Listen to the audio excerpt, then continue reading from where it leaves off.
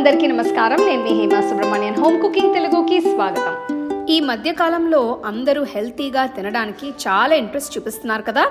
అందుకే నేను మీకు ఈరోజు గోధుమ రవ్వతో తేలిగ్గా ఇడ్లీ దోశలు ఎలా చేయాలో చూపించబోతున్నాను. ఇవి చాలా టేస్టీగా ఉంటాయండి. ఇందులో ఏమాత్రం బియ్యం యూజ్ చేయాల్సిన అవసరం కూడా లేదు. సో రండి, ఈ టేస్టీ టిఫిన్స్ ఎలా చేయాలో ఇప్పుడు మనం చూద్దాం. గోధుమ ఇడ్లీ కోసం నేను 1/2 కప్ అంత గోధుమ రవ్వ తీసుకుంటున్నాను. ఈ రవ్వ ఇలా బ్రౌన్ గా ఉండాలి. తెల్ల రవ్వ లేదంటే బన్సీ రవ్వ లాంటివి ఈ రెసిపీకి పనికిరాదు. ఇందులో రవ్వ మునిగేంత వరకు నీళ్లు పోసి నానపెట్టాలి. మరీ ఎక్కువ నీళ్లు పోయాల్సిన అవసరం లేదు. నెక్స్ట్ నేను 1/2 కప్ అంత ఎర్ర అటుకులు తీసుకుంటున్నాను.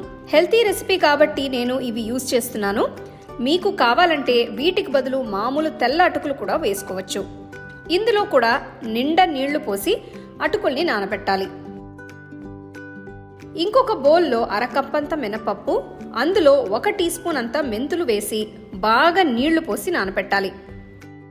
వీటన్నిటిని వేరే బౌల్స్లో వేసి సుమారుగా 3 గంటల పాటు నానబెట్టాలి.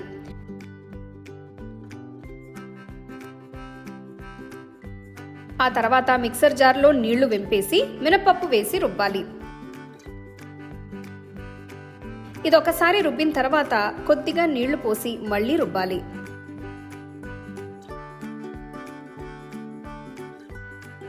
ఇందులో నానబెట్టిన అటుకులు వేసి ఇంకొకసారి గ్రైండ్ చేయాలి. నెక్స్ట్ ఇందులో బాగా నానిన గోధుమ రవ్వ వేసి సరిపడ నీళ్లు పోసి బాగా మెత్తగా రుబ్బాలి. చూస్తున్నారు కదా, పిండి రెడీ అయింది. ఇది ఇలా థిక్ కన్సిస్టెన్సీలోనే ఉండాలి. అందుకే నీళ్లు మరీ ఎక్కువగా కాకుండా కొద్దిగా పోస్తూ పిండి రుబ్బాలి. దీన్ని మొత్తం ఒక గిన్నెలోకి ట్రాన్స్ఫర్ చేస్తున్నాను. ఇందులో 1 టీ స్పూన్ అంత ఉప్పు వేయాలి. ఇదంతా బాగా కలపాలి. ఇప్పుడు ఈ గిన్నెకి ఒక మూత పెట్టి పిండిని కనీసం 12 గంటల పాటు రూమ్ టెంపరేచర్లోనే పులియపెట్టాలి. ఆ తర్వాత చూస్తే మీకు పిండి బాగా పొంగి కనిపిస్తుంది. ఇదే పిండితో మీరు ఇడ్లీలు దోశలు 2 చేసుకోవచ్చు. ఇడ్లీ కోసం ఈ పిండిలో ఎక్స్ట్రా నీళ్లు యాడ్ చేయాల్సిన అవసరం కూడా లేదు కాబట్టి నేను ఇలానే వదిలేస్తున్నాను. ఇడ్లీ ప్లేట్లో అడుగున నూనె రాసి పైన ఇడ్లీ పిండి వేయాలి. పొయ్యిని హై ఫ్లేమ్లో ఉంచి ఇడ్లీలని 10 నిమిషాల పాటు ఆవిరి మీద ఉడికించాలి. అంతే అండి, చూస్తున్నారు కదా ఇడ్లీలు ఎంత చక్కగా పొంగాయో. ఇవి తయారైనట్టే. నెక్స్ట్ నేను ఇదే పిండితో దోశలు వేయడానికి కొద్దిగా నీళ్లు యాడ్ చేస్తున్నాను. మీకు నచ్చే కన్సిస్టెన్సీలో దోశల పిండి చేసుకోవచ్చు. ఇది కాస్త జారుగా ఉంటే దోశలు వేయడం ఈజీ కాబట్టి నేను కొద్దిగా నీళ్లు యాడ్ చేసి కలుపుతున్నాను. అలాగే రుచి చూసి కావాలంటే ఉప్పు కూడా వేసుకోవచ్చు.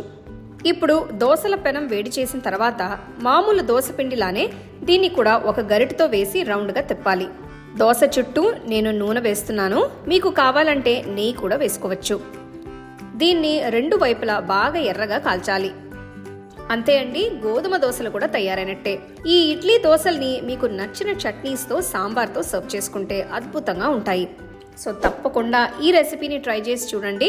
అలాగే నా వీడియోస్ అన్నిటినీ మీరు మిస్ అవ్వకుండా చూడాలంటే హోమ్ కుకింగ్ తెలుగు ఛానల్ని లైక్ చేసి షేర్ చేసి సబ్స్క్రైబ్ చేయండి.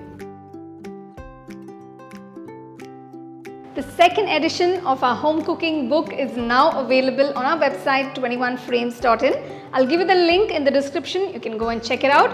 The book is currently available only in India for now, so you can place your orders on 21frames.in.